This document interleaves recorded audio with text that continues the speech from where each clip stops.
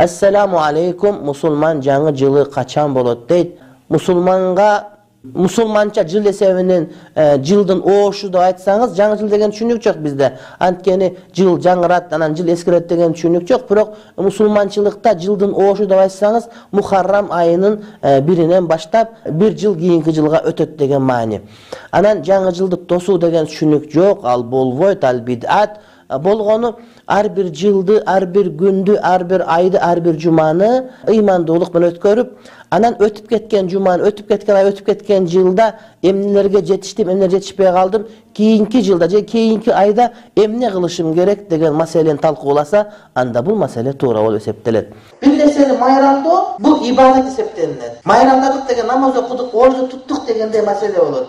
Бир адам майрам кылбай койсо күнөөкөр болуп калыш коркунучу бар.